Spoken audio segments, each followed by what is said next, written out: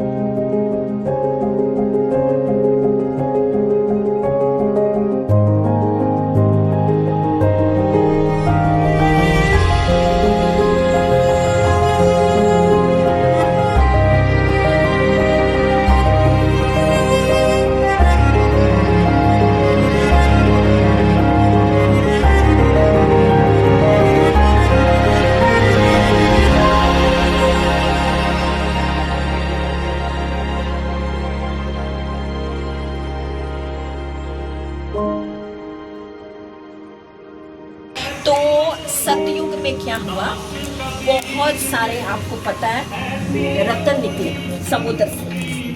माँ लक्ष्मी भी है, जो माँ लक्ष्मी है वो भी कहाँ से निकले, समुद्र से। ठीक है, तो उस समय क्या हुआ, जो एक नंदनी नाम की भी लड़की, हाँ, तो निकली। तो उसने कहा कि उसकी जो नजर थी वो भगवान नारायण के ऊपर था। ठीक है, और वो भगवान नारायण को अपना पति बनाना चाहते, उनका वरण करना चाहते। लेकिन इससे पहले कि वो उनका वरण करते, माता लक्ष्मी ने उनकी गले में वरमाला पहना दी। ठीक है, तो अब जो नंदनी है वो तो उसके मन में ये था कि मैं नारायण की पत्नी बनूं। तो फिर ऐसे चलता रहा। कथा बहुत ये है, लंबी है, हम शॉर्ट में ये बोलेंगे कि जब त्रेता युग में भगवान राम आए तो भगवान राम ने नंदनी से कहा कि तुम जो है प्रतीक्षा करो, मैं कलयुग में आऊंगा और तुम्हारा वरण करूंगा, क्योंकि अभी तो मैं तुम्हारा वरण नहीं कर सकता क्योंकि मेरे साथ माँ सीता है और मैं मर्यादा पुरुषोत्तम राम। तो फिर क्या हुआ कि नंदनी ने ये कहा कि तब तक मैं कहाँ पर रहूं। तो भगवान राम ने कहा कि तब तक जो है जामवंत और हनुमान जी आपकी सेवा में रहेंगे और आप त्रिकुटा पर्वत पर, वैष्णो देवी है ना, वहां पे आप विराजमान रहेंगे। बोलो दुर्गा मैया की जय। तो बोले वहां पे विराजमान मैं आपको कर रहा हूँ, और जो है आप कलयुग में मेरी प्रतीक्षा करो, क्योंकि जब मैं कलयुग में आऊँगा तो मेरा सब कोई नहीं होगा। ठीक है, क्योंकि जब द्वापर युग में आए तो भगवान कृष्ण के साथ रुक्मणी जी थी, और जब वो सतयुग में आए तो लक्ष्मी है ना, तो अभी सिर्फ जब आएंगे तो इनके साथ कोई नहीं होगा। ठीक है, तो भगवान जो है अपना जो वचन है वो निभाएंगे। तो फिर क्या होगा कि भगवान कल की जो है वो सबका दुष्टों का संहार करेंगे। देखो इनके आने का पर्पस क्या है, भगवान जब भी इस धरा पर आए तो वो धर्म की स्थापना करने के लिए आते हैं। देखो जब इसमें त्रेता युग में भगवान राम आए तो क्यों आए, देखो उनको वनवास तो देने का एक बहाना था। वो इसलिए आए क्योंकि जो राक्षस थे ना, वो मुनियों को, विश्वामित्र को, इन सबको हवन भी नहीं करने देते, उनमें पेशाब डाल देते। तो वो बहुत दुखी थे। तो उन्होंने जाकर मुनियों ने भगवान से प्रार्थना की, ब्रह्मा जी के साथ सारे गए और उन्होंने बोला कि भगवान आप जो है धरती पर अवतार लीजिए ताकि हम जो है कुछ धर्म का कार्य कर सके। तो भगवान ने कहा ब्रह्मा जी को कि मैं, तो तब वो त्रेता युग में आए राम बनकर। तो ऐसे ही जो भगवान कल्कि हैं, इनके लिए भी ब्रह्मा जी सबके साथ मिलकर गए। ब्रह्मा जी के साथ सारे देवी देवता गए और भगवान कल्कि से कहा कि देखो अब इतना ज़्यादा सब जगह पाप ही पाप, और ये धरती जो है वो बिलख रही है। किस लिए बिलख रही है? पाप से। सब जगह पाप ही पाप है। बहुत कम जो है वो पुण्य आत्माएं बची। ठीक है, तो अब इनका आके संहार करो, ताकि जो पुण्य आत्मा है वो सब आपको देखो। अगर भगवान दुष्टों का संहार करने के लिए आते हैं तो वो अपने भक्तों के दुलारे हैं, तो वो भक्तों को प्रेम के लिए भी आते हैं। ये नहीं कि वो सिर्फ धर्म की स्थापना करें, वो भक्तों को भी अपने साथ ले जाए, क्योंकि भक्त भी उनकी प्रतीक्षा कर रहे हैं। तो फिर वो भगवान जी आते हैं, सबका वो विनाश करते हैं। और उसके बाद शशि ध्वज के साथ उनकी बहुत सारे राजाओं के साथ लड़ाई होती है, तो शशि ध्वज के साथ भी उनकी लड़ाई होती है। तो जब शशि ध्वज के साथ लड़ाई होती है तो शशि ध्वज की जो वाइफ होती है उसका नाम होता है सुशांता। तो वो भगवान के पैर में पड़ती है कि देखो तुम मेरे सुहाग की रक्षा करो, इनको मत मारो। ये हार गए, हम हार स्वीकार करते हैं, लेकिन इनको मारो मत। और बदले में मैं क्या करूँगी, अपनी जो बेटी है वो मैं तुम्हें दूँ। तो भगवान की एक भार्या दुर्गा जी हुई और दूसरी भार्या जो है रमा जी। इसलिए कल इसमें आता है कि आप रमा के स्वामी हैं। तो रमा कौन है? शशि ध्वज की बेटी, क्योंकि शशि ध्वज जो है वो हार गई कल्कि भगवान से, लेकिन उन्होंने अपनी हार मान ली। उन्होंने भगवान के चरण छुए।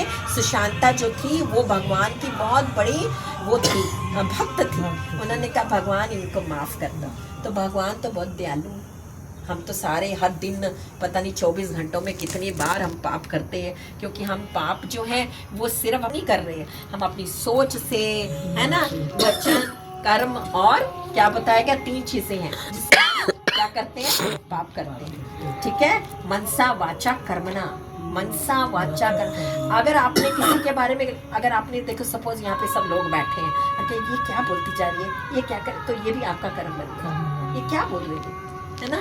तो इसीलिए हमें जो है हर स्टेज पे बहुत ध्यान रखना है। हमें किसी के बारे में कोई गलत, कोई बोलता है ना हमारे में करना है, ये उसका कर्म है, वो बनेगा। अगर आप कहोगे भी से ना कि हाँ उसका कर्म ना बने, आप नहीं रोक सकते, क्योंकि अंदर जो है वो भगवान जी बैठे हैं। और वो क्या कर रहे हैं पता है, वो ये सारे अभी हम जो कर रहे हैं ना, ये सब कौन देख रहा है, ये सब नक्षत्र।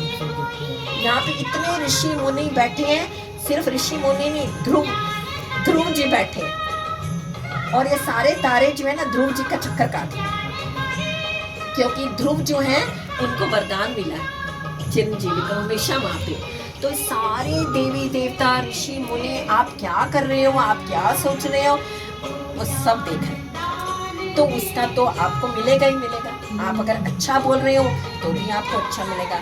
अगर आप किसी के बारे में बुरा बोल रहे हो, अब आप हम कहें कि हाय ये तो बेचारा बहुत परेशान है, भगवान इसको माफ़ कर दो, तो भगवान कहते हैं कि मैंने तो अपने दोते को नहीं माफ़ किया।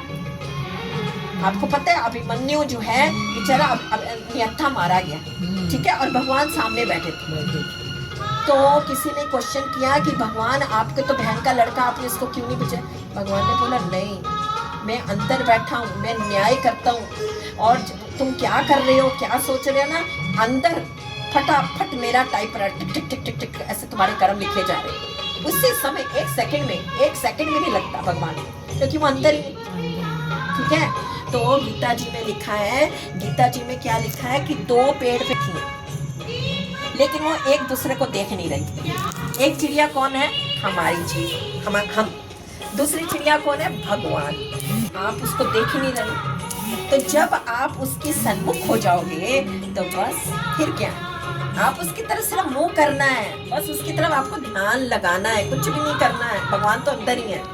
भगवान कहते हैं कि तुझे कुछ करना नहीं है, तुझे बस मेरी तरफ अपना, जो तेरा मुंह इधर हो गया ना इस तरफ संसार की तरफ, वो संसार की तरफ हटा के तू मेरी तरफ कर दे, फिर मैं तेरा ही तेरा, फिर सब कुछ तेरा। लेकिन ये नहीं सोचना कि हाय हम तो इतना पाठ पूजा हरे हरे, हरे कृष्णा कृष्णा कृष्णा हरे हरे। थोड़ा डाल दीजिए, राम राम राम हरे हरे। थोड़ा थोड़ा डाल दीजिए, एक एक लौंग डाल दीजिए। आशु डाल। ओम जय श्री कल्कि प्यारे, जय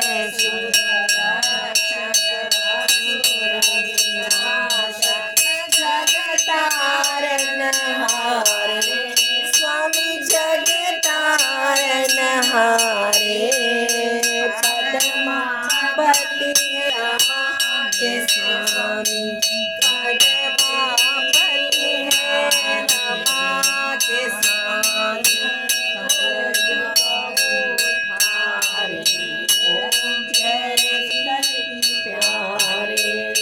भंजन ममन सरकारे, सरकारे, सात जन्म के पालन करता, भक्त जनन के पालन करता, सुमन के खवारे। ओम जय श्री कल्कि प्यारे, कुमति मिटाते सुमति के सूत्र तुम, विष्णु यश प्यारे, स्वामी विष्णु यश प्यारे, परशुराम के परम स्नेही, परशुराम के परम स्नेही, खड़गधारे। ओम जय श्री कल्कि प्यारे, 68 तीर्थ मध्य में शिवलिंग, खूब कदम न्यारे, स्वामी खूब कदम जन्म जन्म के कष्ट मिटेंगे, जन्म जन्म के कष्ट मिटे जाए तेरे द्वारे।